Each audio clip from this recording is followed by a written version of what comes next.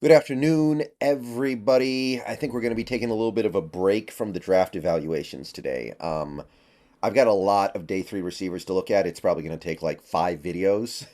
So I already had the video this morning talking about, the monthly update thing. So I don't want to try to cram all those videos in today when I already have that video up in the morning. So I'm going to take a day, which I kind of need anyway because I've got so many videos to make for tomorrow, day three receivers, that me taking a little bit of extra time to put it all together is probably a good thing. So we're going to skip that today. We're going to be back to it tomorrow. This video, today, I want to ask a simple question and I want to ponder it in this video. Try to figure it out. Try to figure out how to make it make sense. Because this is a question that we really need to figure out as a team. I'm not talking about us, the fans, of course, but I'm talking about the team. And we as fans, I mean, obviously we don't have to do anything. We can just be fans. But as somebody who likes to talk about this team a lot, I'm just sitting here trying to figure out the answer to a simple question. It's the question that's in the title of the video. Will the Seahawks be willing to carry 3 quarterbacks on their roster in 2023? Will they be willing to carry 3 quarterbacks? And this is pertinent because in the upcoming draft, we're less than 4 weeks away from the draft. If the Seahawks draft a quarterback high in the draft, again, high in the draft, if they take somebody at the very end of the draft or pick up somebody in UDFA, that's a different thing. But if they draft a desirable, coveted quarterback in the 2023 draft, they're going to have to carry 3 quarterbacks. So to me, the big obstacle to the team taking a quarterback, and there are a couple other obstacles too. Gino's contract is very reasonable. You would probably want to keep him for the next couple years at least with him on that deal. That's an obstacle. But to me, the main obstacle is, are you going to be willing to carry 3 quarterbacks on a 53-man roster? So that's the question we're going to be pondering today on this channel. And I'm going to try to discuss it the best that I can. I'm going to give as much context as I can.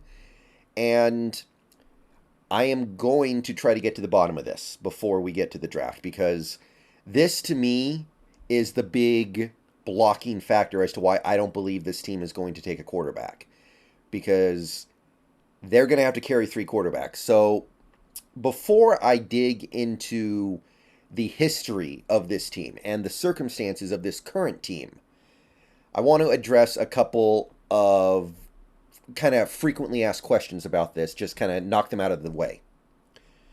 First of all, no, we cannot draft a quarterback in the first round and stash him on the practice squad. Some people have said that. Oh, we can take a quarterback and then throw him on the practice squad for a year or two and it'll be fine. No, you cannot do that. If you do that, another team will sign that player and you will lose them for nothing.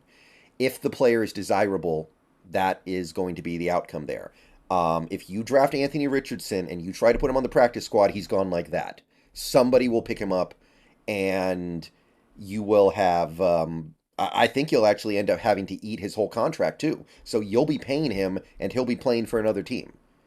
Because think about the process by which players get put on a practice squad. They get cut. They go through waivers. They have the other teams have the opportunity to sign them to their active roster.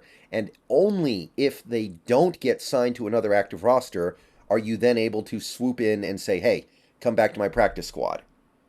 So if you draft Anthony Richardson and then you cut him, how long do you think it's going to take for another team to sign that player? So no, if you get Levis, Young, Stroud, Richardson, even a guy like Hendon Hooker, probably Tanner McKee, any of those desirable quarterbacks, you can't stash them on the practice squad. That's not how it works. So that out of the way. If it's somebody like DTR, you have a chance. If it's somebody like Clayton Tune, you have a chance. Because those guys are not super desirable. They might make it to the practice squad. But even then, it's dangerous too, right? Because they can be poached off the practice squad mid-season if somebody decides, hey, I've had these injuries at quarterback. Let me bring in this guy. I like him. So it's not great, but it really wouldn't work with what we're talking about here. We're talking about we're talking about the big 4 quarterbacks. Young, Stroud, Levis, Richardson. Second of all, no, you can't just throw him on the injury list for a season so you can stash him that way. That doesn't really work either. Especially, like, okay, Anthony Richardson, I think that this is kind of the person that a lot of people are using when they talk about this. They have this vision in their head of like, we're going to draft Anthony Richardson and then redshirt him for 2 years. And NFL doesn't have a redshirt, so frequently what they say is, oh, I mean, we just stash him on the injury list with a bogus injury. According to my research, if a player is on the injury list, like the PUP or the non-football injury list, they can't practice. They're not allowed to practice. So for a guy like Anthony Richardson who needs practice, how's that going to help? If you would even be okay with being stashed on the injury list with a bogus injury, if you can even do that. So no, you're not going to be able to galaxy brain your way into having 3 quarterbacks without having to have them on your active roster. If we draft a quarterback at number 5, we're going to have to carry him like that. So with that being said, we know the Seahawks have given Geno Smith that 3-year extension that keeps him in Seattle for at least this year, probably 2 years, although that's not a guarantee, and possibly 3 years.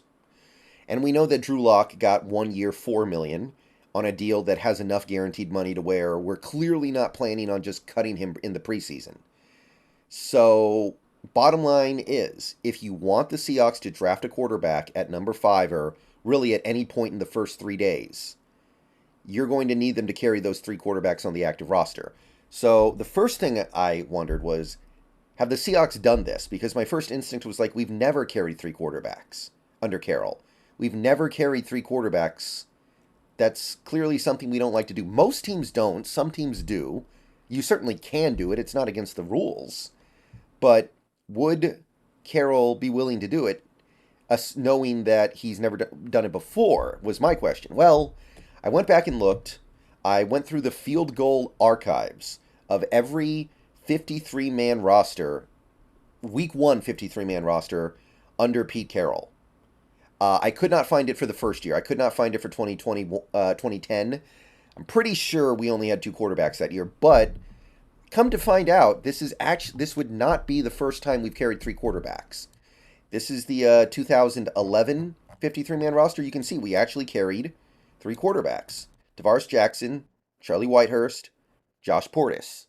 Now, I think that a big reason why we may have carried 3 quarterbacks had something to do with the fact that we didn't really like any of the quarterbacks that we had. Wanted to give us a little bit more flexibility to swap guys in and out depending on what they did from week to week. I don't know. But we did carry 3 quarterbacks on the initial roster in 2011. Excuse me. Since then, however, I went to 2012. No, Russell Wilson, Matt Flynn. I went to 2013, Russell Wilson and Tavares Jackson. I went to 2014, Wilson and Jackson again, 2 quarterbacks. 2015, Wilson and Jackson, 2 quarterbacks. 2016 was Wilson and Trevon Boykin, 2 quarterbacks. 2017, Russell Wilson and Austin Davis, 2 quarterbacks. 2018, Russell Wilson and Brent Hundley. 2019, you get this, the initial 53-man roster had 1 quarterback, Wilson. I think we brought Geno back pretty quickly, so don't get me wrong. It wasn't like a big thing. But yeah, Russell Wilson was actually the only quarterback on that roster initially. 2020, Wilson and Geno. And 2021, we also did it this year. I actually completely forgot about this somehow. Russell Wilson, Geno Smith, and Sean Mannion were on the initial 53-man roster. And then last year, Geno Smith and Drew Lock, obviously. So it's happened before. Now, trying to read something into this, trying to, find some meaning here. My first instinct is there's probably not a lot of meaning here. I guess you could say that the 2 times the Seahawks have carried 3 quarterbacks were the times where their faith in the quarterbacks that they had were pretty low, right? Like you had this first year where you had Tavares Jackson, who had already kind of not succeeded at Minnesota, Charlie Whitehurst, who hadn't been anything in the league, and Josh Portis, who, hadn't been anything. So they want to give themselves multiple opportunities.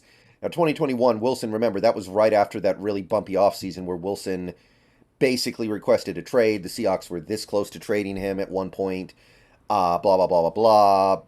There was a very, very uncomfortable relationship between the Seahawks and Pete Carroll. So maybe that had something to do with it. I don't know. I mean, we didn't carry three quarterbacks last year, and I don't think we felt amazing about our QB situation going into the year that year either. So I don't know. So it is something we've actually been willing to do. So we can't completely rule it out. But here's the thing. This team is going for it. This team is trying to win. I mean, we're trying to win every year, of course. But this is kind of a go for it year, at least as much as it can be when you have a coach who's kind of dedicated to always trying to win no matter what. But you gave Geno Smith a heavily backloaded deal. You brought in more free agents than you have in a long time. I think you've made some of the biggest free agent signings in Seahawks franchise history with guys like Draymond Jones. And even the Bobby Wagner contract is actually pretty big by our standard. Um, and of course, obviously, you've benefited tremendously from getting discounts on guys like Evan Brown, but you're kind of going for it. And the roster spot that you give to the quarterback is a roster spot you can't spend somewhere else. Like, look, here's my current projected 53-man roster with no draft. Like, I have two quarterbacks. There are 53 players on this roster as is. Where are you taking away from? Because we already only have three running backs. We already only have five total defensive linemen. We're going to need to add there. You can probably take away one of the inside linebackers. Maybe you could take away the fifth outside linebacker. But we don't even have a long snapper yet. By the way, where are you taking away from? Keep in mind, we have a 17-game season now, and the league did not expand the size of the NFL roster to account for the extra game. So every roster spot matters more than ever. And you can see some of the people we're using roster spots on theoretically. How are we going to get down for that extra quarterback? Are we going to run with four wide receivers? Are we going to run with two tight ends? No, we can't do that. Are we going to roll with just three running backs with the way our injuries at running back typically work? That sounds like a bad idea. Are we going to have only 9 active offensive linemen? Or active roster offensive linemen? Uncomfortable. I mean, look, it's hard to get a 53-man roster together as is with just two quarterbacks. Like, this is 53 guys. What you have in front of you right now is 53 guys, and I have no long snapper. I probably need at least one more defensive lineman. I need one more running back. Like, it's kind of hard to make ends meet as it is. You're going to be able to push some of these guys off. Don't get me wrong. Onujiogu and V. Jones are probably both going to get cut. But some of these guys are going to get replaced with rookies too. So how are you going to make it work? Are you going to take away from the current team so you can protect a guy like an Anthony Richardson for a couple years? I mean, don't get me wrong. It's worth it if Anthony Richardson becomes something great down the line and is your franchise quarterback for the next 12 to 15 years. But I don't know if the team can really justify doing it when they already have the issues they have. I mean, they could get really, really aggressive with their slashing and just say, okay, we've seen enough of Eskridge, get him out of here. It's not going to happen. They could decide, look, we're going to just hang it loose on the interior of the offensive line and have like 2 interior offensive line backups instead of 3. We're going to roll with just the 6 defensive linemen total. We're going to run with like 4 total inside linebackers and 4 edge rushers.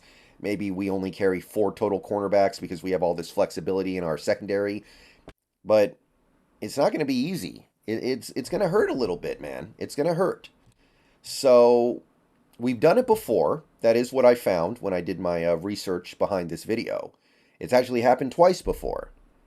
But I struggle to see how we're going to make it work in a season where we're actually trying to go for it a little bit. Because remember, unlike a guy like, okay, going back to 2011, Josh Portis, or 2021, Sean Mannion, we don't have the luxury of cutting them at any time. Guys like Sean Mannion, guys like Josh Portis, you can just say, okay, I need that roster spot. It's week 3 and I need another offensive lineman. So get Josh Portis out of here. We're not going to need him. No, the quarterback you draft, if it's Anthony Richardson or whoever, you're going to have to keep them on that roster the whole season. So you don't have that flexibility with him. So I don't know, man. Seems like too much for me. I'm going to say we don't do it. But let me know what you guys think. See you guys later. Go Hawks.